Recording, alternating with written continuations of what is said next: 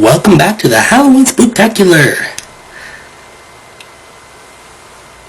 I am so sorry for this one taking so long to get out there, but as you can tell, I've been fighting a double whammy of bronchitis and upper respiratory infection. Lovely. But I can't let that and any other personal issues put me down for long, so let's move on. Last time we looked at the granddaddy of all survival horror games, and this time we're jumping ahead a console generation or two to the Super Famicom, the Japanese name for the Super Nintendo. Today's subject, as you can no doubt by the title, is the cult classic Clock Tower. Released by Human Entertainment in 1995, Clock Tower was a Japanese exclusive outside of reproduction carts and digital releases. The Clock Tower we know for the PlayStation is actually the second game in the series, hence why this one is sometimes called the First Sphere. And what sense does it make to start with the second game in the series, right? Set in Norway, players take control of 15-year-old Jennifer Simpson. That is the least Norwegian name I have ever heard. Jennifer and three other girls, Anne, Laura, and Lot, had been adopted by the reclusive Barrows family and brought to their mansion in the middle of the woods. While Mary Barrows goes off to fetch her husband Simon, Jennifer takes that time to explore but comes rushing back when she hears the other girl's screams. And the girls are gone. So what do you think happened? Keep your thoughts to yourself and we'll find out later. Jennifer goes looking for them, coming across a rather gruesome scene of one of the girls lynched in the shower, the poor thing. Surprise, motherfucker! Ladies and gentlemen and others, meet our primary antagonist, Bobby Barrows, better known by his nickname, the Scissor Man. Fun fact, the design of this guy was inspired by the poster for the Italian movie The Burning. He's also the psychotic son of Simon and Mary Barrows. Jump the gun a bit here, Bobby and his brother Dan, who we'll meet later, were born after Mary and Simon performed some satanic rituals. Depending on the path you take, Jennifer will learn that her father helped birth them. Back to the story, it's not hard to find. From this point, Jennifer's goal is to find the other girls, assuming they're still alive, and escape the Scissor Man. She'll eventually come across this malformed monstrosity known as Dan Barrows, whom she leads to his death via kerosene and a candle, angering Mrs. Barrows. Good thing there's a murder of crows here to peck her eyes out, giving Jennifer the chance to escape after dealing with Bobby. Now here's where things get tricky.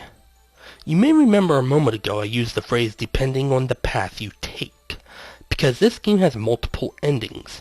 If you find Jennifer's father, or rather his corpse, and you let the other girls get killed either by Mrs. Barrows or Bobby, whether they be hung, thrown out a window, or stabbed, you'll get one of many endings. The canon ending is Jennifer and Laura being the only survivors, but there are others as well, including one where it's implied that Jennifer killed herself because of the trauma she suffered at the mansion, and several death endings. If she isn't killed by Mrs. Barrows in the elevator, Bobby ambushes her in the back of the Barrows car.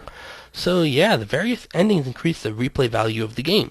Assuming you get the ending where Jennifer implicitly kills herself, but you want the best ending, you have to essentially play the whole game again. This leads to the next segment, the gameplay. You may have noticed this mouse pointer floating around here. That's because despite this being a Super Famicom game, Clock Tower is a point-and-click horror game. That means two things. First, the experience is a bit more immersive than something like, say, Capcom Sweet Home. On the other hand, the game also turns into a drawn-out pixel hunt at times. Did I forget to click something? Did I not click something enough times? Some puzzles in the game can really drag because of this. You also never fight Scissor Man. Sure, you can fend him off if you got enough health, if not then say hello to that game over screen, but you'll more often than not have to haul ass to get away from him. Run, bitch! Run! Fortunately, you can set up traps to stall him, or you can hide in one of the various hiding places. A wardrobe that does not lead to Narnia, behind a shelf, behind a false wall, under a bed, you get the idea. Whether Bobby finds you or not is up to luck and whether or not the RNG is on your side. If not, then, well, you know. Running away wouldn't be a problem if not for two things. Jennifer's stamina slowly drains as she's running, and her walking speed is so fucking slow. Christ, man. Seriously, this is how slow Jennifer...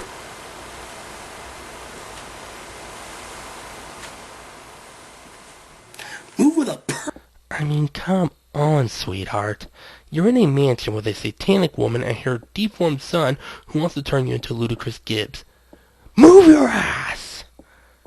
I'm sorry, I probably shouldn't be talking like that about a teenager. For a game released on the Super Famicom, this game is incredibly gruesome with images of explicit violence and gore peppered throughout. So, is it any wonder the game never saw a US release outside of reproduction and digital releases? Yeah, we got Resident Evil. Capcom would incidentally develop the third game in the Clock Tower series, but in 1995, when kids were playing video games more than adults, a game like this would have been immediately banned. The ESRB was a thing at this time, and this game would have gotten an instant T rating if not M. Sadly, Human Entertainment went under shortly after the release of Clock Tower: The Struggle Within, right at the beginning of the new millennium. But that doesn't mean there's no hope for a Clock Tower type game. Shortly after Sunsoft bought the rights to the franchise and joined forces with Capcom to make Clock Tower 3, Capcom released a game called Haunting Ground, which has become a bit of a fan favorite. Not only that, but Clock Tower director Hifumi Komo founded New Maker Entertainment, yes, they have also made adult games, and developed Nightcry, a spiritual successor to this series, released March 29, 2016.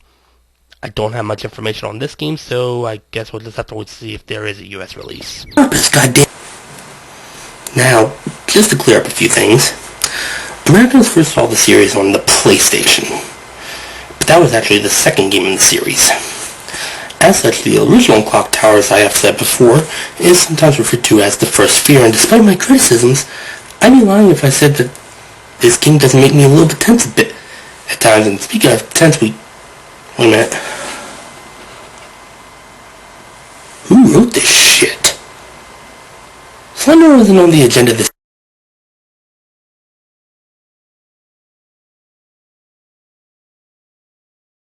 year.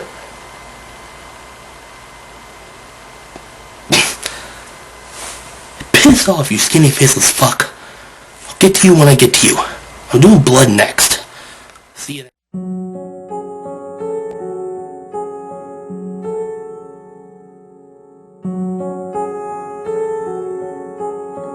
Hello, darkness, my old friend. I've come to talk with you again, because a vision softly creeping left its seeds while I was sleeping, and the vision that was planted in my brain still remains within the sound of silence. In restless dreams I walked alone, narrow streets of cobblestone,